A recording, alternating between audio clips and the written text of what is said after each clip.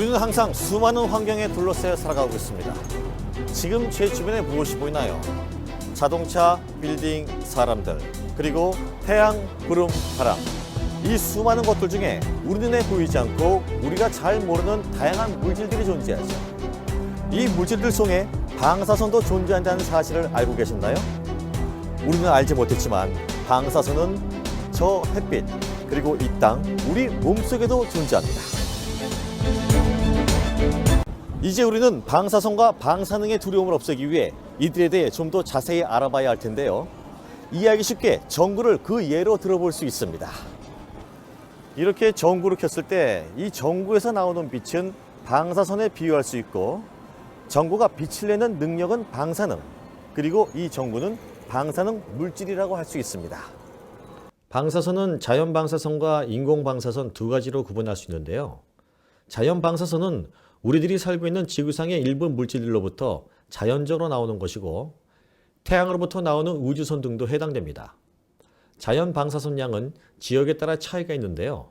서울, 경기 지역에 매년 땅에서 받는 방사선 양을 살펴보면 미세한 양이지만 조금씩 차이가 있다는 것을 알 수 있습니다.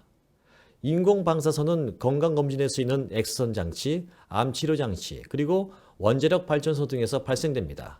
그리고 이것들은 우리 몸에 영향을 미치게 되죠.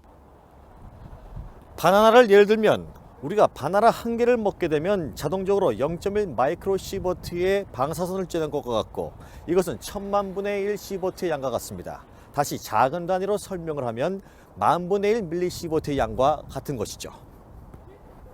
우리는 정기적으로 신체 검사를 받습니다. 이때 엑스레이 촬영도 하게 되는데요. 근데 왠지 모르게 마음이 불편했던 기억이 있었을 것입니다. 방사선에 대한 공포심이 크게 작용했기 때문일 텐데요. 하지만 엑스레이 촬영은 혹시 모를 건강 이상 증세를 알게 되고, 그것은 개인의 선택 사항에 따른 것이었습니다. 그런데 우리가 좀 전에 알 수 있었듯이 엑스레이 촬영 한 번은 바나나 2000개에서 5000개의 양과 같습니다. 이렇듯 우리가 일상생활에서 노출되는 방사선의 양을 알았을 때 그 두려움도 사라지게 되는 것이죠. 식품의 방사능 오염 정도에 대한 국내 소비자들의 불안감은 여전합니다. 방사능 오염에 가장 우려되는 분야로는 어패류 등 수산물 오염을 꼽았고, 식품과 환경 등의 방사능 오염 정도와 인체 안전에 대한 정보가 가장 필요하다고 생각하고 있습니다. 우리는 앞서 자연 방사선과 인공 방사선에 대해 알아봤습니다. 지구상에 자연적으로 존재하는 방사선과 방사능, 그리고 인공적으로 만들어진 것. 우리 주변에 식품 방사능이 생기는 이유도 같은데요. 이제 방사능 오염 식품이 우리 몸에 어떤 영향을 미치는지를 자세히 알아보도록 하겠습니다. 많은 양의 방사능 물질에 노출된 음식을 먹을 경우 구토를 하거나 머리가 빠지는 등의 급선 영향이 나타날 수 있습니다. 하지만 식품 중에 방사능 오염 허용 기준치는 해당 식품을 1년간 지속적으로 먹어도 건강에 지장이 없는 수준으로 설정하고 있는데요. 후쿠시마 원전 사고 이후 방사능에 오염된 식품의 방사선 양이 어느 정도인지 바나나로 비교해 볼 수 있습니다. 기준치를 초과한 우유인데요. 이 우유를 1리터 마실 경우 우리는 33 마이크로시버트의 방사능에 노출된다고 하는데요. 어느 정도의 바나나 양과 같을까요? 여러분도 한번 계산해 보시죠.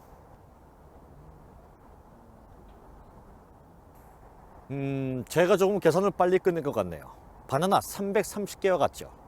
엑스레이 검사를 한 번 할 때와 비교하면 20분의 1 정도 되는 것과 같습니다. 그래서 이 우유를 약간 정도 마신다고 해도 건강에는 영향이 없습니다. 가장 높은 방사선 양이 나오는 이바라기 현의 시금치를 씻지 않고 먹는다면 330 마이크로시버트에 노출되는데요. 바나나 3300개와 같은 양입니다. 엑스레이 검사로 비교하면 2분의 1과 같은 양이죠. 이 시금치는 기준치를 훨씬 뛰어넘는 방사능에 오염됐는데요. 이 오염된 시금치 1kg을 매일 1년간 먹으면 일반인에게 연간 허용된 방사선 피폭량의 314배가 됩니다. 하지만 매일 1kg의 시금치를 1년 내내 먹는 것은 현실적으로 힘들겠죠. 또 식품으로 방사능 물질을 섭취했다 하더라도 시간이 지나면 인체에서 배출되기 때문에 그 영향은 줄어든다고 합니다. 세슘과 요오드, 우리 몸에 들어왔을 때 반으로 줄어드는 데 드는 시간을 반감기라고 했습니다. 방사능 오염 식품에 관심이 있는 분들이라면 알 수 있는 이야기인데요. 하지만 요즘 우리는 아주 작은 양의 방사선 양에도 민감하게 반응을 합니다. 그 이유는 이웃나라 일본의 원전 사고 때문이었습니다. 현재 우리나라에서는 식품 중 방사능에 대한 기준을 정해 관리하고 있습니다. 정부 부처와 지자체, 그리고 연구기관의 유기적인 협조를 통해 식품 중 방사능에 대해 철저하게 대응하고 있습니다. 식품 중에 세슘과 요오드가 소량이라도 발견되면 심층 분석하는 과정을 통해 방사성 물질의 유입 경로와 원인을 찾아내고 이에 대한 관리를 정비하게 됩니다. 그리고 이와 함께 식품 중 방사성 물질의 기준치를 설정하고 있습니다. 정부의 엄격한 기준과 강화된 검사, 유기적인 안전관리 체계를 갖추고 국민들에게 모든 검사를 투명하게 공개하고 있는데요. 정부의 식품 중 방사능 관리의 신뢰를 가지고 현명하게 대응하는 모습이 필요할 것으로 보입니다. 이제 우리는 나 자신과 우리 가족, 우리 사회를 위해 방사능 오염 식품에 대해 제대로 알고 알맞게 대응해야 될 자세가 필요합니다. 방사능 식품에 최대한 관심을 가지고 합리적인 선택이 이루어질 수 있도록 정부의 정당한 관리에 신뢰를 해야 할 것이고요. 동시에 감시할 수 있는 능동적인 자세, 그리고 스스로 안전을 관리할 수 있는 훈련도 필요할 것입니다.